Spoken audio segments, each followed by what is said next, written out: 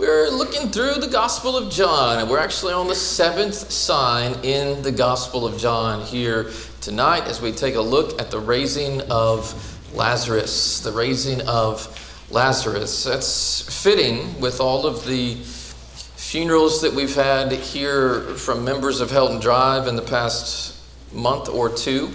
I think it's fitting, especially since there was a funeral today with one of our own. This is the text that we're studying, John chapter 11. This was quoted at the gravesite today by Mel, and I ended up quoting it as well. But John chapter 11, Jesus is the resurrection and the life. And so it's fitting that we're studying a passage that is full of hope.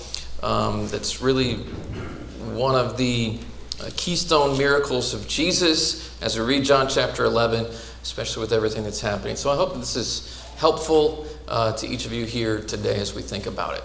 We took a look at this map last week because last week we studied John chapter 9. In John chapter 9, we studied about the blind man that was healed. The blind man that was healed, somewhere there it is, in John chapter 9. This week, I just want you to see some of the things that have happened contextually between what we read about in John 9 and what we read about in John chapter 11 and some of the other Gospels. So, they would have returned back to Galilee in Mark chapter 10. And then if you take a look at this next chart here, there's a lot of other things that would have happened as well. They would have journeyed back down to Jerusalem to keep one of the feasts. They visited the house of Martha and Mary in Luke chapter 10, and that's where Martha's serving and Mary is studying, and Jesus commends Mary and not Martha. Martha's complaining. We're going to be studying about them here in John chapter 11 again, but they went to the Mount of Olives to teach and to pray in Luke chapter 11. There's a feast of dedication that's celebrated in John 10 in the festival cycle of John 5 through 10.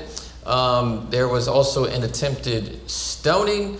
They return back to raise Lazarus in Bethany, outside of Bethany in John chapter 11. That's where we are.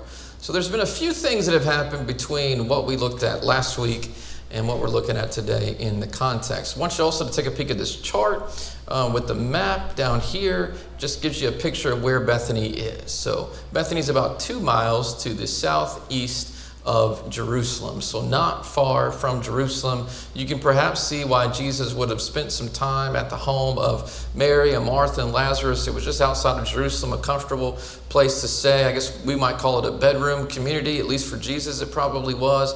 So he spent time relaxing from his journeys there before he would enter into the city of Jerusalem for all the feasts that he would have attended. So let's read John chapter 11. I've got it up here on the screen. If you want to read along in your own Bibles, you can feel free. But let's read the text before we start thinking a little bit about it. Now, a certain man was ill, Lazarus of Bethany, the village of Mary and her sister Martha. It was Mary who anointed the Lord with ointment and wiped his feet with her hair, whose brother Lazarus was ill. And so the sisters sent to him, saying, Lord, he whom you love is ill. But when Jesus heard it, he said, this illness does not lead to death. It is for the glory of God, so that the Son of God may be glorified through it. Now Jesus loved Martha and her sister and Lazarus. And so when he heard that Lazarus was ill, he stayed 2 days longer in the place where he was. And then after this, he said to the disciples, let us go to Judea again. And the disciples said to him, Rabbi, the Jews were just now seeking to stone you, and are you going there again? And Jesus answered, are there not 12 hours in the day? If anyone walks in the day, he does not stumble because he sees the light of this world. But if anyone walks in the night, he stumbles because the light is not in him. And after saying these things, he said to them, our friend Lazarus has fallen asleep, but I go to awaken him. And the disciples said to him, Lord, if he has fallen asleep, he will recover. And now Jesus had spoken of his death, but they thought that he meant taking rest in sleep. And then Jesus told them plainly, Lazarus has died. And for your sake, I am glad that I was not there so that you may believe. But let us go to him. And so Thomas, called the twin, said to his fellow disciples, Let us also go that we may die with him." Now, when Jesus came, he found that Lazarus had already been in the tomb 4 days. Bethany was near Jerusalem, about 2 miles off, and many of the Jews had come to Martha and Mary to console them concerning their brother. And so when Martha heard that Jesus was coming, she went and met him, but Mary remained seated in the house. Martha said to Jesus, "Lord, if you had been here, my brother would not have died. But even now I know that whatever you ask from God, God will give you." And Jesus said to her, "Your brother will rise again." Martha said to him, "I know that he will rise again in the resurrection on the last day." Jesus said to her, "I am the resurrection and the life, and whoever believes in me, though he die, yet shall he live. And everyone who lives and believes in me shall never die. Do you believe this?" She said to him, "Yes, Lord, I believe that you are the Christ, the Son of God, who is coming into the world." When she had said this, she went and called her sister Mary, saying in private, "The teacher is here and is calling for you." And when she heard it, she rose quickly and went to him. Now Jesus had not yet come into the village, but was still in the place where Martha had met him. And when the Jews who were with her in the house, consoling her, saw Mary rise quickly and go out, they followed her, supposing that she was going to the tomb to weep there.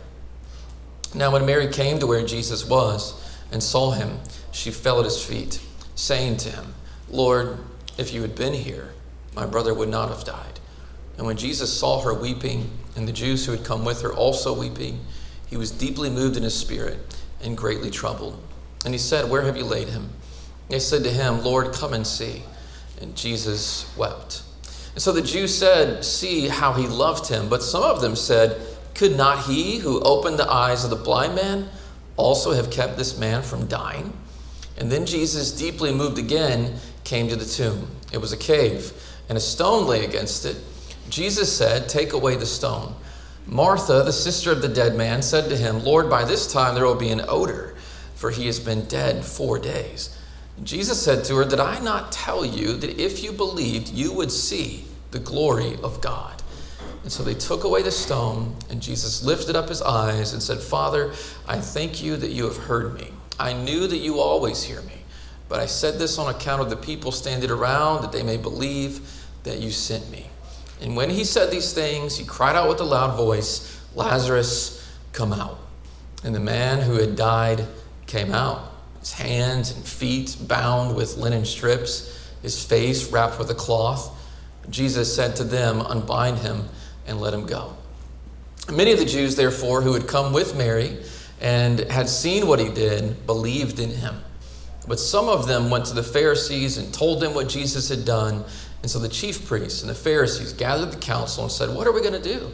This man performs many signs. And if we let him go on like this, everyone will believe in him, and the Romans will come and take away both our place and our nation."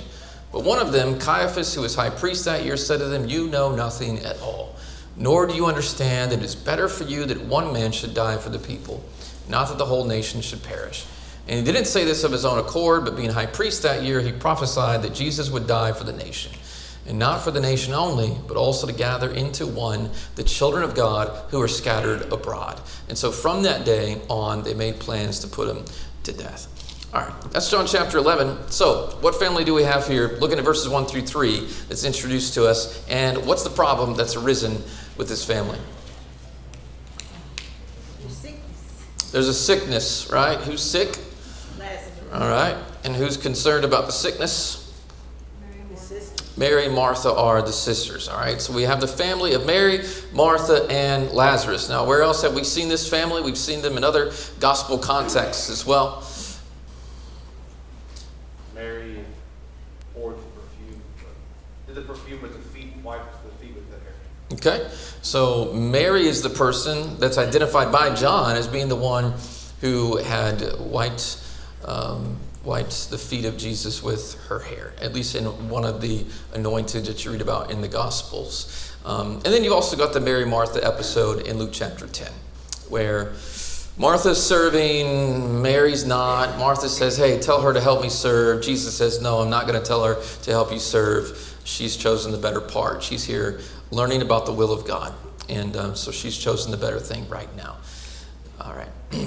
while most of John's readers, this is from Andreas Kostenberger in his Signs of the Messiah. He says, while most of John's readers would not have been familiar with Lazarus, many would have recognized Lazarus' sisters, Mary and Martha, because they were featured in Luke's gospel. And so the well-known story about Martha serving and Mary sitting at Jesus' feet to learn from him. The way John sets the stage for the story indicates that this time Lazarus, not his sisters, is the focal character in the narrative. So he starts out there in chapter 11, verse 1, a certain man was sick, Lazarus of Bethany. This is where Mary and Martha are from, but Lazarus is going to be the key character in this narrative. It says, then John does something rather striking and unusual. He continues, it was Mary who anointed the Lord with ointment and wiped his feet with her hair, whose brother Lazarus was ill. Now, he goes on to say, how did John expect his readers to know about it? Because John doesn't actually write about this until John 12. Okay? So if you're actually reading through the Gospel of John, you don't read about Mary's anointing the feet of Jesus until chapter 12. So how did John expect his readers to know about it? Most likely, John assumed his readers were aware of the event from one of the earlier Gospels, which also record that the anointing took place in Bethany, along with other consistent details in Matthew 26 and Mark 14. However, neither Matthew nor Mark identify the woman as Mary. So John here is helping his readers connect some dots that remain unconnected in the earlier Gospels by identifying Mary as the one who had been anointing the feet, washing the feet of Jesus. All right, so how does Jesus feel about this family? He loved them. He loved them, verse 5 says. He loved them. Okay. The word love there is agape. It's agape love. And so it's the strongest form of love. And so John, in his writing, is telling us that, and reminding us that Jesus did love this family, which you might think, well, it doesn't seem like he loves them. Why not? He tarries. It's a good word. Yes. Someone else, was it you, Russell? Yeah, I just said he waited. He waited to go back. He tarried. He waited. Yeah. So somebody tells me, hey, Russell is sick and maybe even dying. Could you go visit him? Yeah, I'll go in a couple days. Yeah. No, I think if you love Russell, you probably want to go see him right now and check on him, or else you kind of just get the feeling maybe you don't love him as much as you should, right? So he waits 2 days, but John reminds us he loves them. So why did he choose to wait 2 days? Why is he delaying?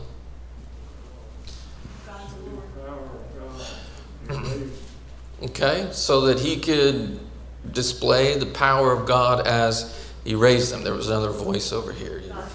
So for the glory of God, right? I want you to understand the power that I have so that you might glorify God. So he's waiting before he goes, not just healing a sick man. We've seen Jesus do that a bunch, but now we're healing a man who's been dead 4 days. Exegetical key points out that there was a very common belief that the soul remained around the tomb for 3 days. This is the fourth day. That's a good point. Yep. I had read that somewhere today too, that there was this belief, as if you didn't hear Ed, that the spirit departed the man after the third day, and so it may be helpful to understand why Jesus waits the fourth day to try to defeat. Right. That was somewhat of a belief or tradition of that time, though. All right. So Lazarus has died. I don't think I need to have you answer the first question there. Lazarus has died because Jesus delayed his coming.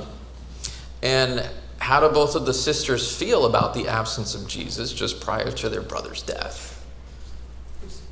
They seem disappointed. Almost kind of like when they see Jesus, there's a little bit of a guilt trip thrown his way, right? I'm not so sure about that. Okay. Because it seems to me, in reading, if we could hear the inflection of their voice, it would be helpful. Yes. But I think they're two heartbroken sisters who are just telling Jesus, if you've been here, things would be different. Right. I think that's a possibility. Sure, absolutely. So guilt trip is an assumption. But it is interesting that in the Greek text, the terms brother and died or death are not in the same sequence. In the English, they are in the same sequence, but they're not in the Greek, and that could be significant. Okay. All right. So take a look at it again, verses 21 and 22. Martha says to Jesus, Lord, if you had been here. I don't know how she's saying it. We could say it a lot of different ways, right? Lord, if you'd been here, my brother would not have died. You know, we could say it like that. Or, Lord, if you'd been here, my brother would. I don't know how she said it. But it could be one, it could be the other. Clearly, though, she still understands the Lord has power. And she's even mentioned that in verse 22. Whatever you ask of God, God will give you, though. So, and then you see verses 28 through 32, when she said these things, she calls Mary her sister. She says, the teacher is here. And then Mary comes up to Jesus and says to him in verse 32, Lord, if you had been here, my brother would not have died. Either way, whether it's bitter or not, you have to feel like they knew Jesus could have healed their brother. Mm-hmm. So just think about that. When you know there's someone out there who could have saved it, and you're just like, please get here, please get here, please get here, and then he doesn't, there's going to be a level of disappointment. Mm-hmm. Because to them, it's like you just missed it by 4 days. Like, Right. Things you could have been. Mm-hmm. Good point. It also just tells us these are two women of great faith. These are two sisters of great faith. They have great faith in Jesus. They greatly admire and respect him. They believe in his power. That's also important to know, because when you look at Luke 10, you could be left with the impression, well, Mary's the better sister. She's the one that has great faith, and Martha's the one that just cares about cooking in the kitchen. These are both women of great faith, and we see that because they both make nearly identical statements to Jesus in this text. Mm-hmm. It'd be interesting to know, where did Martha get the information, I know that he will rise on the last day? Yeah. What do you think? She may have learned it from Jesus. I don't know. I don't know any specific text in the Old Testament that would teach that. Mm-hmm. I think there's some suggestions, but I don't know of any specific text. Mm-hmm. Okay. When we study John 5, if you take a look at John chapter 5, you have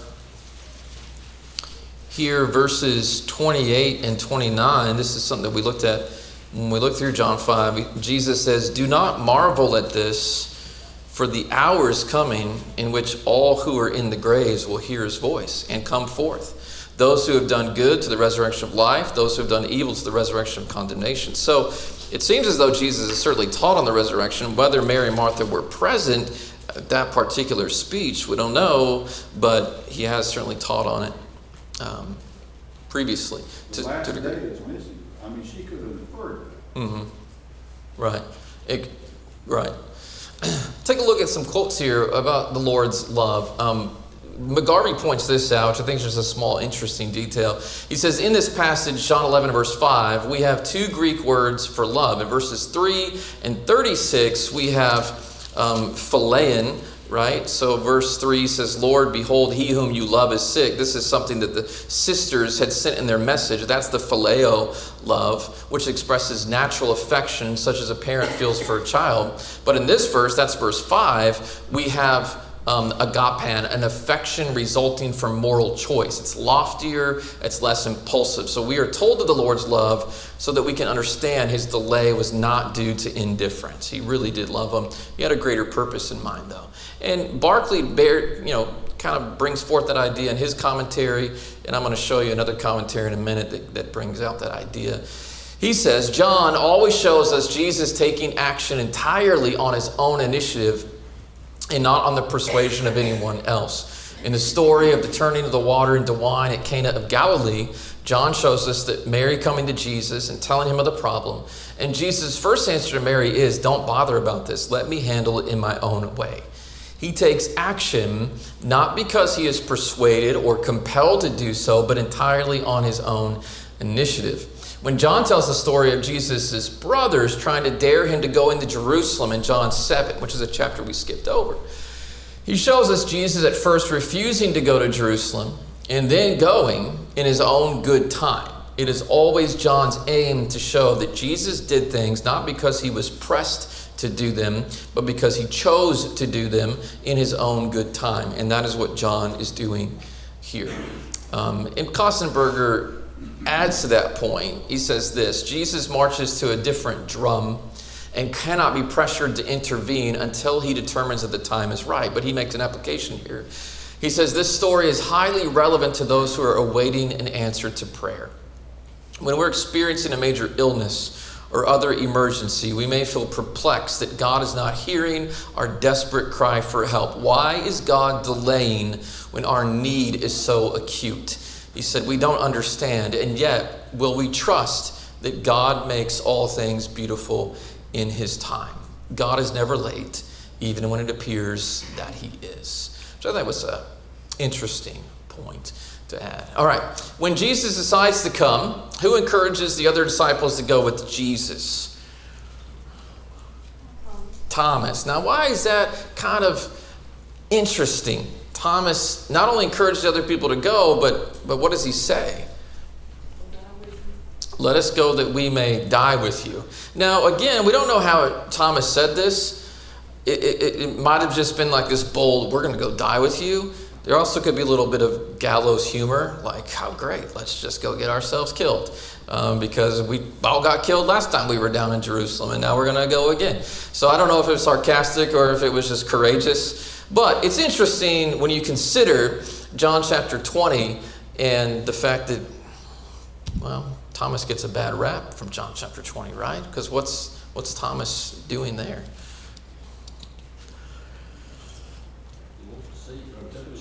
I want to see. I don't really believe Jesus was resurrected. You're going to have to show me the print of the nails. You're going to have to show me the sword-pierced side. And so the same Thomas that was ready to die for Jesus is cowering in the upper room, not really ready to believe or put faith in Jesus until he actually sees him with his own eyes. So just an interesting contrast. We're going to study about Thomas when we study about the men Jesus chose in our next quarter. And we'll do a whole lesson on that, but we'll look at that more. Yep, Tim. Of course, everything Jesus said is not recorded, but there's no reprimand to Thomas for what he said or the way he said it. Mm-hmm. Mm-hmm. Yeah. Good point. What does Jesus promise Martha in John 11, verse 23? Martha says, if you would have been here, this wouldn't have happened.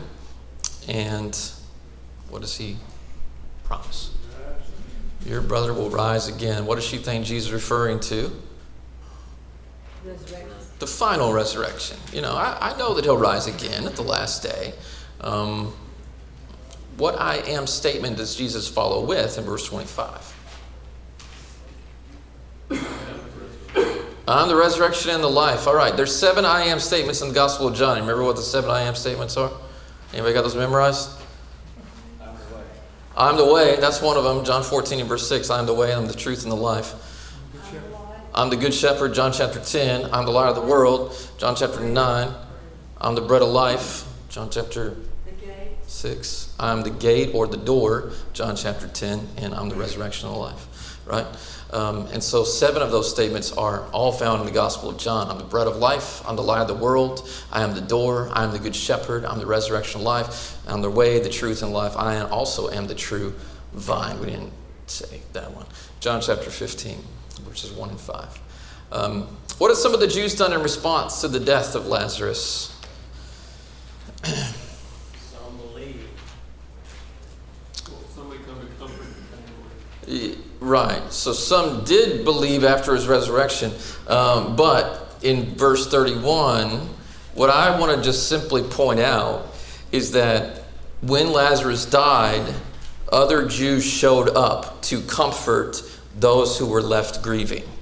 That's very important. And I want you to take a look, because the Jewish customs of mourning are a lot different than I would say our American typical customs of mourning are. And I just thought it'd be a good opportunity to try to think about what some of their customs might have been. So, for example, just look at a few passages like Numbers chapter 20 and verse 29. What's going on in Numbers 20 and verse 29? Aaron has died. How long did they mourn for Aaron? 30 days. It says that they mourned, all the house of Israel mourned for Aaron 30 days. So it's not just we go to the funeral, one day and that's it. and everybody's supposed to be over it, I guess. But it's 30 days of mourning. So there's a long mourning period when Aaron dies. Deuteronomy 34 and verse 8. Who dies there? Moses. What's the scene like there? 30 days. Another 30 days. 30 days of mourning. 1 Samuel chapter 25 and verse 1. What's going on there? They assembled and mourned. Okay. In verse 1, Samuel has died. So a great leader has died in Israel. And again, it says the Israelites gather together and lament for him. This is something they do as a nation and as a people. But it's interesting, that word lamented is a very vivid word. Mhm. It can mean even to tear the hair and to beat the breast. It's not something that's quiet. It's not something that is it's sorrowful to be true. It's very expressive. Good. And that's one of the points I want to try to bear out is in our American custom of mourning, we oftentimes, at least probably in our culture, sometimes people are very quiet and we're expected to be very quiet, very somber. That is not the scene that Jesus is probably walking into here. And that was not the Jewish custom of mourning. It was loud. It was wailing. It lasted for a long time. Sometimes, it says, by the way, that I think it was Mary was sitting and she got up. Sometimes you would sit, I think that's called sitting Shiva or something like that. You would sit for 7 days in a mourning position when a loved one had passed away. And so the fact that she was sitting and she got up may be an indication that she was in that mournful position, fulfilling her week of mourning in doing that. Russell, was that a hand? I did a little bit of research on it when we were talking about Moses and the culture. It wasn't their whole life stopped. They didn't buy and sell land. They didn't have intercourse. They did life stopped. Mhm. So everybody was in a time of true lamenting, mourning. We're not going on as normal. Mhm. It's stopping until this period of time gets passed, and then we go about our business. Yeah. Mark 5 and verse 38. There's the example of Jesus who comes in and to raise the child for the ruler of the synagogue. It says he saw a tumult, an uproar, and it says those who wept and wailed loudly. So mourning was loud, it was weeping, it was crying, and that's probably one of the scenes that he's walking into with all of these people who are weeping. And it stirs him up. It says Jesus wept. He saw the sisters weeping, he sees the crowd weeping. It's sometimes when you get around people who are weeping, it can become contagious. The word wail is the same word in 1 Corinthians 13:1. Clanging cymbals. Yeah. It's loud. Now, what can we learn from some of these customs and actions as you think about biblical mourning and lamenting? They're not unusual, I suppose. They're not. It's not unusual for people to weep and wail. Okay. Maybe to a longer period of comforting the family and letting them know how much you care. Yeah. You know, it seems like sometimes I know there's the funeral and the day or so there, and then everyone's gone. Mhm. A dear friend of mine, I was there the week after because of other circumstances, but it was a horrible week for her and her husband. Mhm. They lost their teenage son. Yeah. And nobody was there. It- Well, the women of the church did help her, Mhm. but I mean, not physically with her, and I was glad I could be, but Mhm. In our minds, I think sometimes we expect people to just be done with it when the funeral's over. That's not how it works. In fact, for a lot of people who are, especially the close family, after someone has died and they've been arranging things with a funeral home and they've been getting paperwork together and they've been calling family members and they've just been busy, usually nonstop until the funeral. You really don't even have time to process and think and grieve until after some of that is over. And so we can't expect perhaps people to just get over it like that. We need to be there for people in their mourning and their grief for a longer period of time than just a couple of days or a couple of hours. And I love the fact there are lots of people there. Be there, be present, be willing to let somebody cry on your shoulder and to talk to someone. Sometimes you need people. And so be there. Ed, and then Tim. But we lowered the president card for 30 days. That's true. Maybe that was biblical. I don't know. But, yeah, Tim. Two things, if I can remember what they were. One, I think as a society, we tend to look down on too much of that outward show of emotion. Mm-hmm. And the other is, even in this congregation here, we've had people who have been caretakers for parents or grandparents and others for months, maybe years, and that's been their responsibility, fill their day 24 hours a day, and now that's gone. Mm-hmm. So there's a tremendous empty spot there in their schedule, not just in their hearts. Mm-hmm. There's time that needs to be filled. Yeah, that's a good point. And I think the fact that when it's Jesus wept, it showed his compassion Mm-hmm. and how he felt for them and he hurt for them. Mm-hmm. And even though he knew what he could do, Mm-hmm. he still had that feeling. Yeah. Shows us the humanity of Jesus. I like to make this point from that too, because sometimes I've known men or fathers who tell their kids, you can't cry. Men don't cry. Where in the world did we get that idea that men shouldn't cry? Jesus cried. Jesus wept. I don't think you're helping your kids learn how to process things and deal with things by telling them they're not allowed to cry. It's not biblical. It's not Jesus-like. And so we need to be careful about saying things like that to our sons and our boys, because it's just not right. All right. So I want to move on so we can finish. So some people say something about Jesus when they realize that Lazarus is dead, and Jesus is the same God that healed the blind man. What do they say that sounds kind of skeptical? If he could heal a blind man, he ought to raise someone from the dead. Yeah, why didn't this same guy that healed the blind man? So it's almost like they're casting doubt. Well, maybe we're confused about the blind man. Why wasn't he here? Why didn't he do something? And Martha seems a little skeptical about the power of Jesus as well. What does she say in John 11, 38 and 39? He stinks. It's been 4 days. Yeah, don't open the tomb door. We don't want to smell that. That's going to bring back some terrible memories. So that tells you something about the state Lazarus is in, though. He's already decomposing. He's already decaying. There's already an odor and a smell, which for us helps us to understand the awesomeness of this miracle. Tim. But is there a little bit of conflict in what Martha says? Because here she's hesitant to roll the stone back. But yet, after, in verse 21, 22, if you had been here, my brother would have died. But even now, I know whatever you ask God, he will grant. Mm-hmm. Mm-hmm. Yeah. Good. Jesus had also healed some people without being there. Mm-hmm. Go home, your daughter is well. Mm-hmm. So he could have healed him from wherever he was at. He didn't have to be there and be present. Right. And some of the people there knew that. Mm-hmm. And they were wondering why he did. Yeah. Why didn't he? But he's going to show us why he didn't. He's going to. Right? So what does Jesus do for dead Lazarus? We can't stop class without making sure we get to this point. This would be a very sad class. What does he do for dead Lazarus?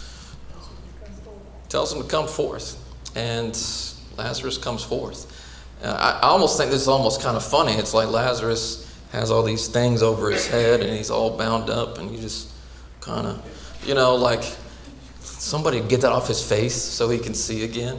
But what does this cause people to do? What's the purpose of it? To believe. And what's the purpose of John's writing?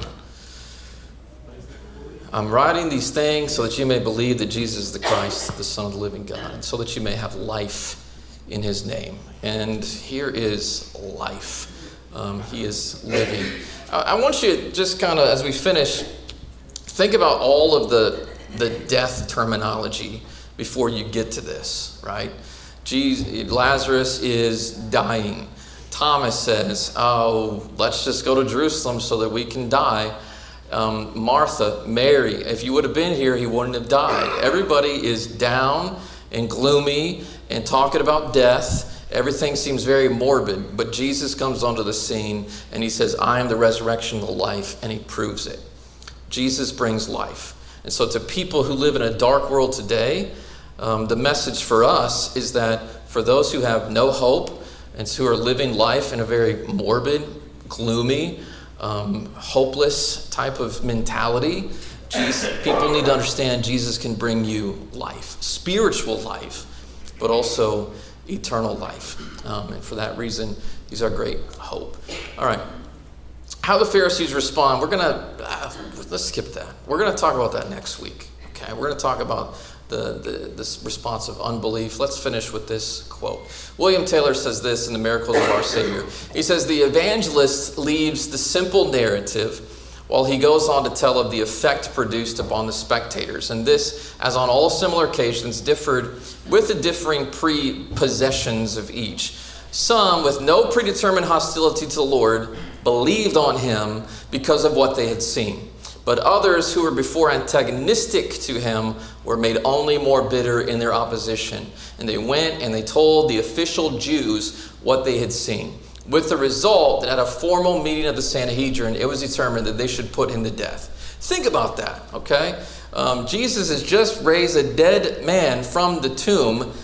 And again, these people are so jealous and so hateful that they want to kill Jesus, and they want to kill Lazarus a second time. They're plotting about how to put him to death when you get to John chapter 12. This is not because the miracle was false, but because they knew it was true. And they knew it would lead more people to believe in Jesus. So there are some people, it doesn't matter what evidence you show, they are so dead set on destroying you that there is nothing that you can do to convince them otherwise and to win them back. And here, with the raising of Lazarus, it's an awesome example of that. All right. We're out of time.